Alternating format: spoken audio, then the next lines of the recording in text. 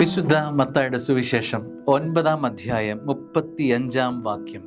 യേശു അവരുടെ സിനഗോഗിൽ പഠിപ്പിച്ചും രാജ്യത്തിൻ്റെ സുവിശേഷം പ്രസംഗിച്ചും എല്ലാ രോഗങ്ങളും വ്യാധികളും സുഖപ്പെടുത്തിയും എല്ലാ നഗരങ്ങളിലും ഗ്രാമങ്ങളിലും ചുറ്റി സഞ്ചരിച്ചു.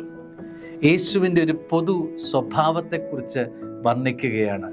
നമ്മൾ നമ്മളുടേതായ ലോകത്തിൽ നമ്മളുടേതായ ഇടത്ത് മാത്രമായി ചുരുങ്ങിപ്പോകുന്നവരാണോ എന്നൊരു ചോദ്യം ഇന്ന് പ്രസക്തമാണ്.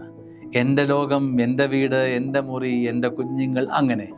സ്നേഹമുള്ളവരെ, നമ്മുടെ ജീവിതം പലരുടേതും കടമെടുത്തതാണ്. അവരുടെ സ്വപ്നങ്ങൾ, അവരുടെ വിയർപ്പ്, അവരുടെ സ്നേഹം നമ്മുടെ ജീവിതത്തിലേക്ക് പടർന്നിട്ടുണ്ട്. പലരുടെയും കരുതലിൻ്റേതാണ് എൻ്റെ ജീവിതം.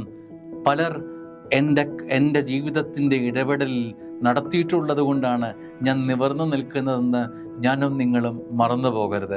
അനേകരുടെ തലോടലും അനേകരുടെ കരുതലും സ്പർശനവും ഏറ്റിട്ടുള്ളതാണ് എൻ്റെ ജീവിതമെങ്കിൽ, സ്നേഹമുള്ളവരെ, അവർ നിൻ്റെ ജീവിതത്തിലേക്ക് കടന്നു വന്നില്ലായിരുന്നെങ്കിൽ ഇന്ന് നീ ആയിരിക്കുന്ന അവസ്ഥയിൽ എത്തുമായിരുന്നു.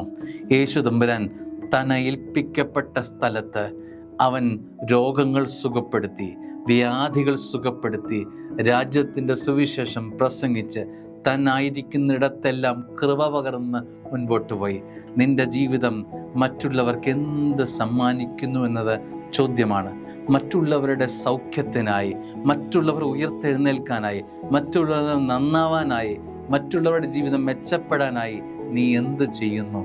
നിൻ്റെ ജീവിതം അഭിവൃദ്ധിപ്പെടണമെന്നുള്ള നിർബന്ധ ബുദ്ധിക്കിടയിൽ മറ്റുള്ളവർ വളരണമെന്നും ഉയരണമെന്നുള്ള ഒരു സ്നേഹ ശുശ്രൂഷ യേശു തമ്പുരാൻ നമ്മളെ ഓർമ്മിപ്പിക്കുന്നുണ്ട്.